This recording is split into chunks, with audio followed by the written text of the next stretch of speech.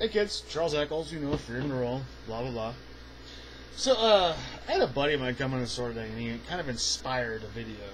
And so I wanted to get, drunk and stoned, because that's kind of the rule of when I make my videos, gotta be high. Because the point of the video is if a drunk idiot like me can get it, then, why can't you?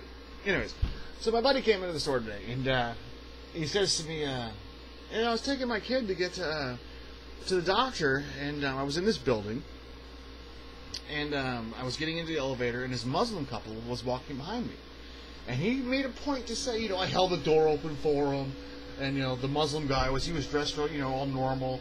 But the woman, she had that burqa thing on where you can just see her eyes, But I held the door open for him, and they got into the elevator, and I thought, oh great, 3, 2, 1, boom! This man, my friend, has never met these people before.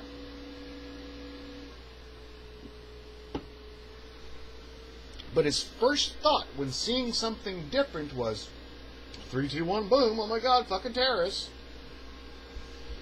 That is a conditioned response. And there's a reason they do it. Now, I'm going to just back it up for a second. I'm going to talk about something that happened a while ago. You guys ever heard of Ivan Pavlov? 1890s. You ever heard of Pavlov's dogs?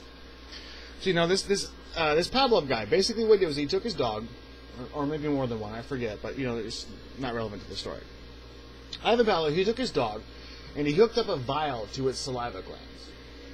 And every time he fed it dinner, he would ring a dinner bell. And it would measure the amount of saliva collected in the vial. And he did this for a while, and then he would start ringing the bell but not providing the dinner. And then he would measure the amount of saliva. The dog kept salivating every time the bell was ringing. That is called conditioning stimuli, and receiving the saliva was a conditioned response.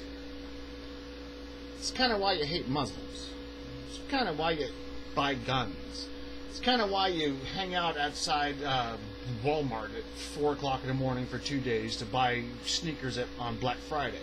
It's why you trample people to death to save money on a freaking TV. Conditioned response. Now, there are 6 corporations that own 80% of the media on this planet. 6 corporations own 80% of the media on this planet. I'm talking everything from Vampire Diaries to Dancing with Stars to Fox News. The second largest shareholder of Fox News is the Prince of Saudi Arabia. Google that one. The newspapers, what's on the internet, sponsored posts for Facebook. 6 corporations own 80% of the media. The rest of the corporations own shares of the big corporations. So the big guys, the 0.001% that everybody's talking about, that, apparently they can do no wrong.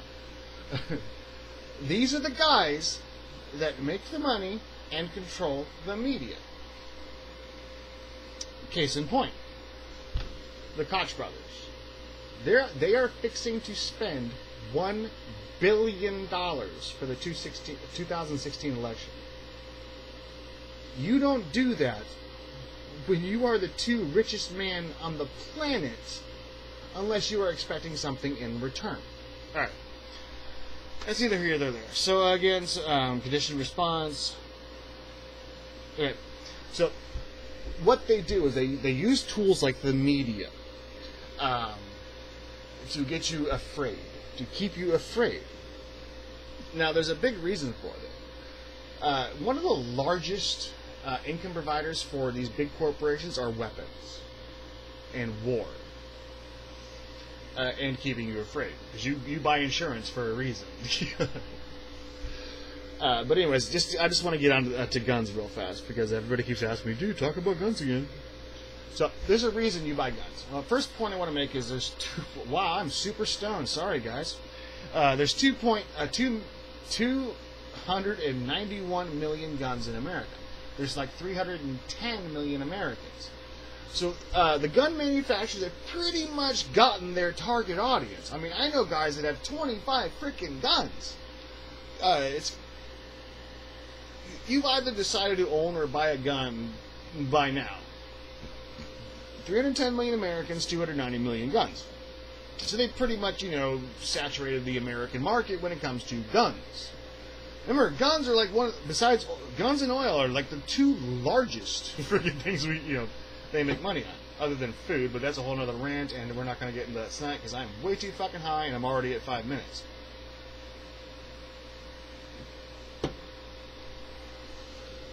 Now, in order for them to, make sure they can still sell guns and ammo, is to make people afraid.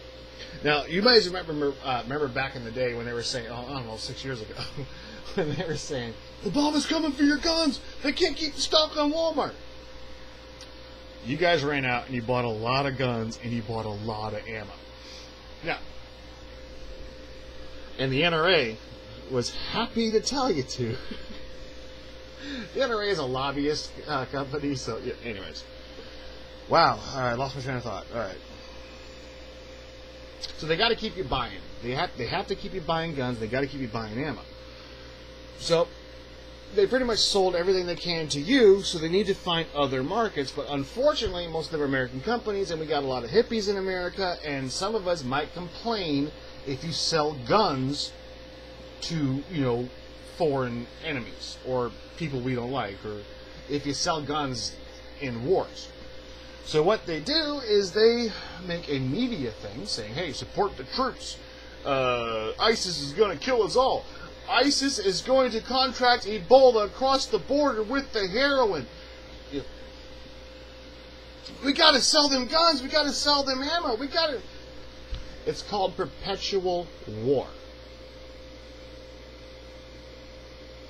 We destabilized the Middle East for a reason. We created an ally there, the only one we have in the whole area, for a reason.